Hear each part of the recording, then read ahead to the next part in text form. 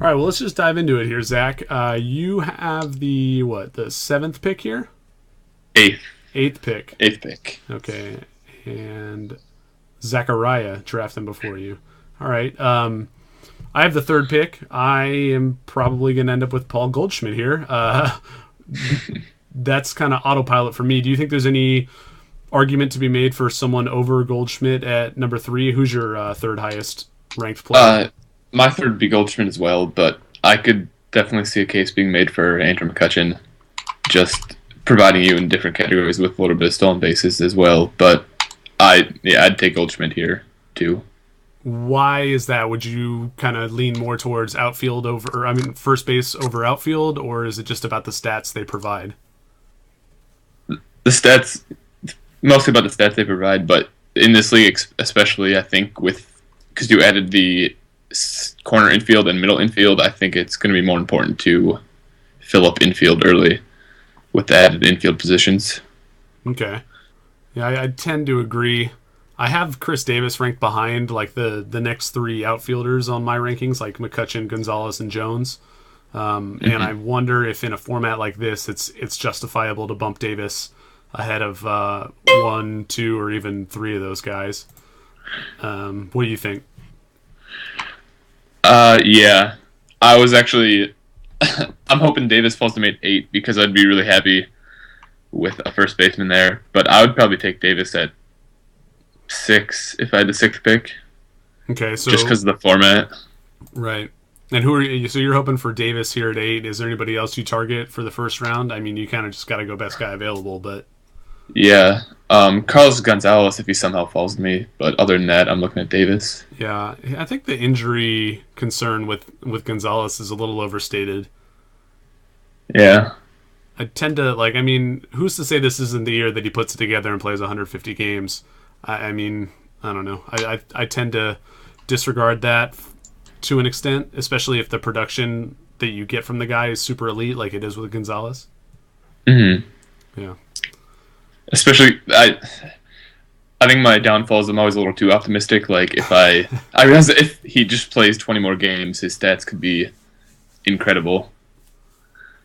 Yeah, I mean, but you got to factor in the idea that you're going to get some replacement level outfielder, or if you plan accordingly in the draft, like some 20th round type value outfielder to make up the balance of those stats that you're missing out on with Gonzalez. So it's like you look at the stats he put up last year and you add in like an average outfielder for fantasy to those stats, like for 20 games. I tend to think that that's probably better than, I don't know, taking Bryce Harper in the first round or maybe even Chris Davis, you know? Yeah. Okay, so you ended up taking I Davis there. mhm. Were you surprised that Zach number 2 selected Prince Fielder ahead of Davis? Yeah, I in all the mocks I've done this offseason, I think that's the first time I've seen Fielder go in front of Davis. Yeah, I have to ask Zach why other Zach, why he took Fielder so high. I don't know. I understand the move to Texas helps him, but I'm not convinced that he deserves to go ahead of a guy who might hit 50 home runs. All right, who are you looking at here with your second pick? Ryan Braun or Adam Jones, So preferably Braun, but would you take Braun over Jones in like the first round necessarily? uh I don't I probably mean, not. I guess if you're taking Braun now, you would take him over Jones. You would take him over Yeah, Jones anytime, right? yeah. I think I'm the only one in our uh, staff rankings that has him above Jones, if I am not mistaken. Yeah, the Yeah, I'm BBB the only thing one. scares me. Yeah, I just like the potential for 15 points of added average, especially after I took Chris Davis in the first round. That's a fair point. Yeah, you're definitely drafting to your team at that point. But really, I'd be happy with either one with that pick.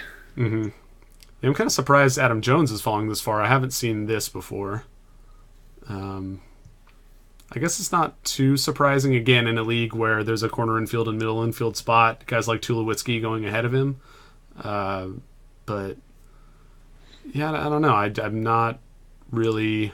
I've never seen him fall this far in a draft, or at least in 2014, obviously. Mm-hmm.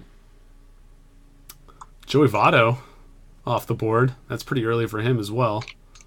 Or maybe not early. That's probably about just the top of his ADP, I guess. A little bit higher than normal.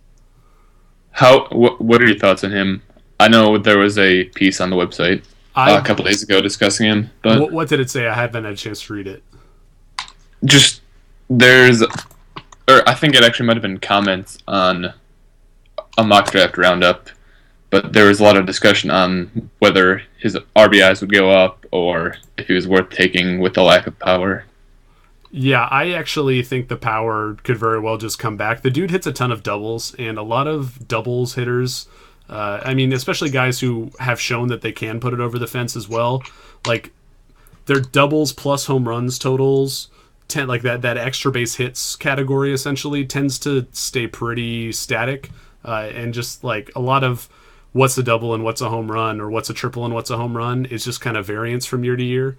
I'm not worried about Votto. I think he's definitely worth a second-round pick, especially because of how much he helps you in batting average. Yeah, and I'm not 100% sure on this, but I don't know if you've seen anything. A lot of people have started to use average fly ball distance to correlate power more than actually home runs do. So, and I believe his average fly ball distance is up there above what his home runs have been, which would indicate an expected home run increase. But yeah, that doesn't surprise me at all. I took Evan Longoria in the second round. He's another guy I think is pretty undervalued. Like his numbers last year were very, very good, and despite like missing a little bit of time, I just don't know how many, especially at third base. Like third base is not an easy position to fill this season, I don't think. I mean, there are some solid value guys, but not many who are going to hit 30 plus home runs like Longoria might, you know? Yeah. I mean, I agree. I took him in the second round of our last draft, so. Yeah, I would take him. I think I have him 14th overall. So if you're just tuning in, we're mock drafting here. My name is Greg Smith at Greg Sauce on Twitter. I'm a writer at theFakeBaseball.com, and joining me, Zach. Zach, you want to introduce yourself? Yep.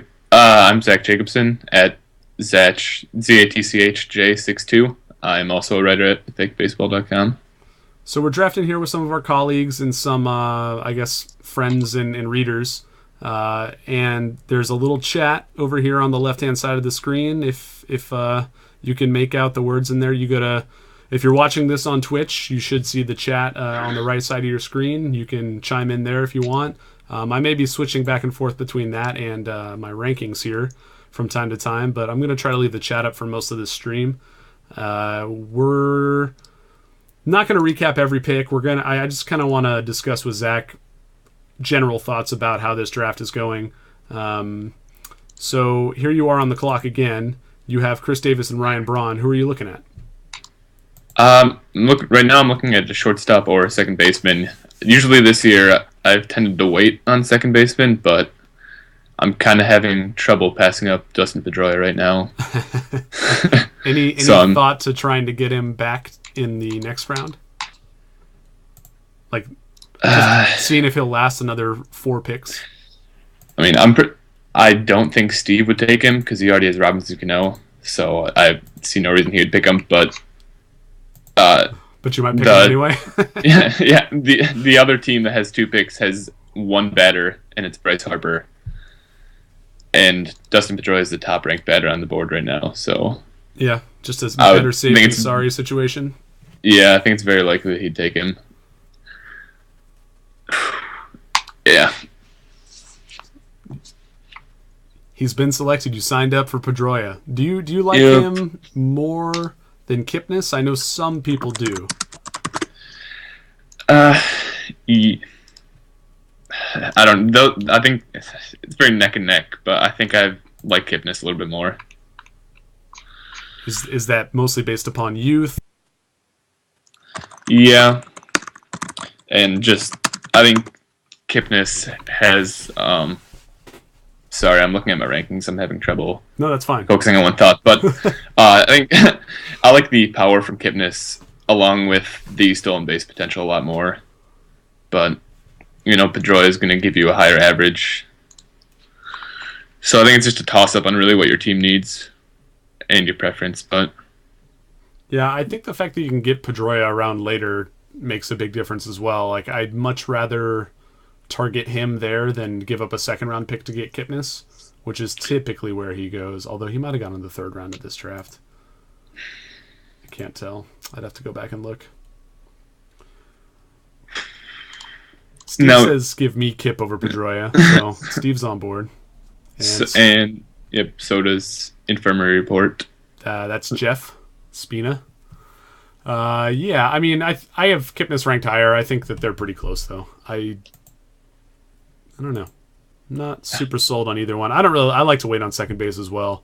I'm much more of a guy who's willing to take a leap on Brett Laurie, Chase Utley, Jed Jerko, and Aaron Hill's another guy I like a lot. But that's usually where I'm at in these drafts. I think I've ended up with Laurie, Hill, or Jerko as my starting second baseman in pretty much every draft I've done, or Zobrist if he falls far enough. But yeah, I think Zobrist is a little overrated, and by that I mean on these big sites like in the ESPN rankings and in the Yahoo rankings, he tends to be a little higher than I would draft him. No, I've found when we get to the fourth round that usually the pitchers left are like Cliff Lee, Madison Bumgarner, but it seems that everyone is waiting on pitcher, and I'm not sure if I can turn down one of these pitchers in this round. Wainwright, Strasburg, or Hernandez? I mean, which one of those guys do you like the most? Of those three, Wainwright. Are you thinking of any of these other guys in that mix, like Fernandez or Scherzer? Scherzer, I think I have ranked higher on my rankings. I think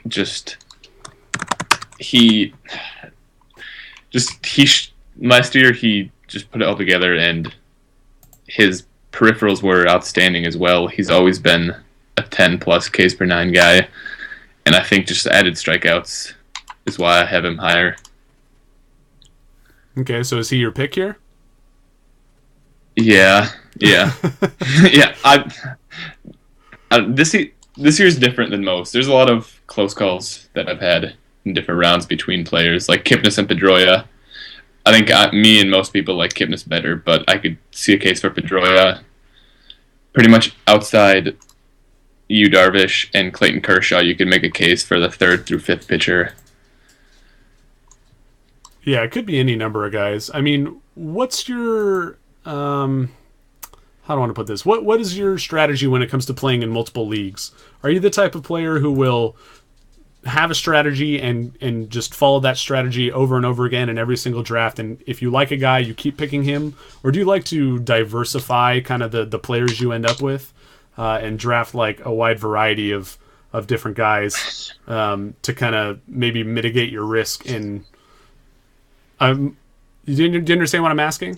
Yeah, I understand. If you draft the same team 4 times and they all end up being busts, then you're not going to win in any league, most likely. Right, but if they all end up being great, then you are going to win, right? Yeah. Usually I'll have 4 leagues. I try to have a couple different strategies. Usually I'll stick to a similar strategy, but I'll have tiers of guys, and I'll try and pick a different player from that tier in different drafts.